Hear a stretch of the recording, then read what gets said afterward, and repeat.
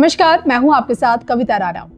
प्रभु जगन्नाथ के प्रति देश के कर्मशील प्रधानमंत्री नरेंद्र मोदी जी की आस्था किसी से छिपी नहीं है। जी हां, बतौर संघ प्रचारक एक लंबा समय उन्होंने जगन्नाथपुरी धाम में बिताया और गुजरात के मुख्यमंत्री रहते हुए भी मोदी जी हर साल निकाली जाने वाली जगन्नाथ रथ यात्रा में वो हमेशा शामिल रहे।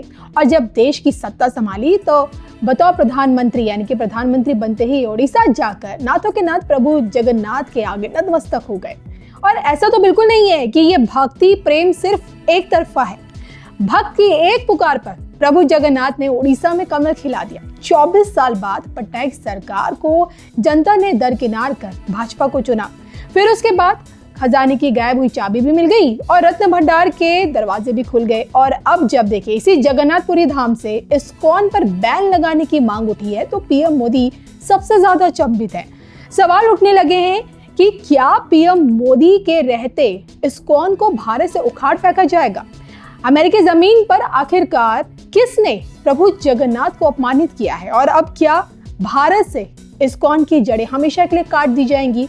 इस पूरे मामले का सच क्या है, इस पर देखिए हमारी ये खास रिपोर्ट। इस्कॉन से क्यों नाखुश है गोवर्धन मठ। अमेरिकी जमीन पर किसने किया प्रभु जगन्नाथ का अपमान। अब क्या इस्कॉन को किया जाएगा बैन। देखिए सिर्फ धर्म ज्ञान पर। अमेरिका के न्यूयॉर्क शहर में 1967 में स्वामी प्रभुपाद ने इस्कॉन मंदिर की नींव रखी और तभी से भगवान चैतन्य महाप्रभु के दिव्य संदेशों को पश्चिमी देशों में फैलाया जा रहा है। और आज देखिए दुनिया भर में इस्कॉन के मंदिर आपको मिलेंगे। अकेले हमारे भारत में ही 400 से भी ज्यादा इस्कॉन मंदिर है और यहाँ तक कि पड़ोसी मुल्क पाकिस्तान की जमीन पर भी आपको इस्कॉन मंदिर के दर्शन हो जाएंगे। तो इस्कॉन के प्रति पीएम मोदी की आस्था भी कम गहरी नहीं है। जी हाँ, इसका अंदाजा भी इसी से लगा लीजिए कि 2019 में दिल्ली मेट्रो की सवारी से पीएम मोदी इस्कॉन मंदिर पहुंचे थे और वहां उन्होंने 800 किलोमीटर के 670 पुष्टों वाली जो विशाल गीता का विमोचन भी किया था इस्कॉन मंदिर जाके।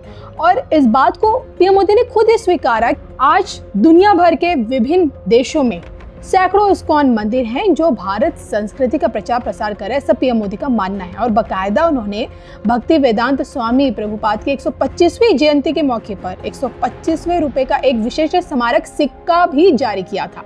और अब जब देखिए भारत की धरती से इस्कॉन पर बैन लगाने की मांग उठी है तो पूरी पीठ से जो ये बैन लगाने की मांग उठी है तो हर कोई अचंभित है क्योंकि लेकिन इसके पीछे की वजह क्या है पहले आप वो जरूर जान लीजिए।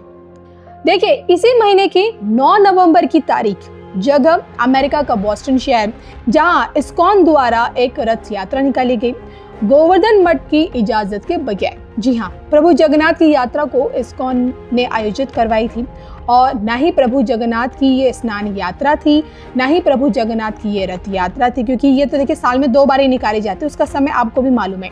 यानी कि भारत से बाहर असामयिक समय पर यह रथ यात्रा निकाली गई।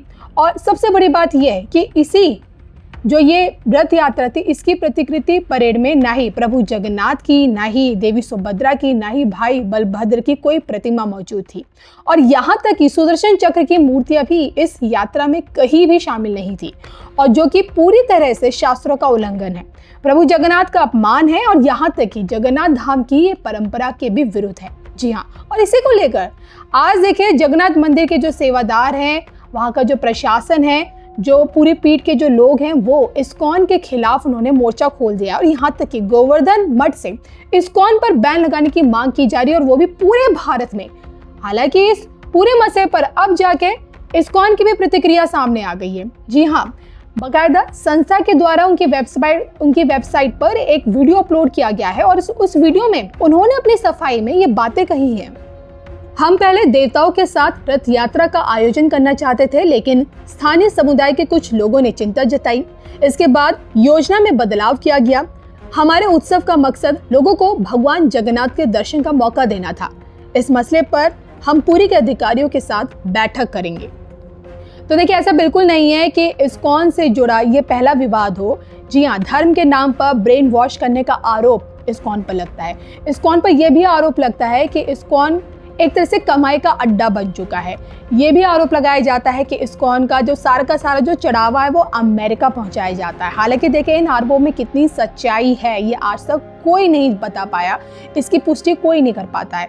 फिलहाल भारत से इस्कॉन पर बैन लगाने की मांग कितनी वाजिब है, क्योंकि विरोधी तो ये भी कहते हैं कि भाई इस्कॉन जो प्रभु जगन्नाथ के नाम पर जो रथ यात्रा निकालता है उसका आस्था से कोई लेना देना नहीं है, बल्कि वो अपनी खुद की ब्रांडिंग कर रहा है। क्या आप भी ऐसा सोचते हैं कि ना सिर्फ भारत में बल्कि नेपाल में और जो अन्य जगह वहां से भी इस्कॉन पर पूरी तरह से प्रतिबंध लगा देना चाहिए? आप इस्कॉन की सत्यता के बारे में कितना जानते हैं? कमेंट करके बताइएगा जरूर।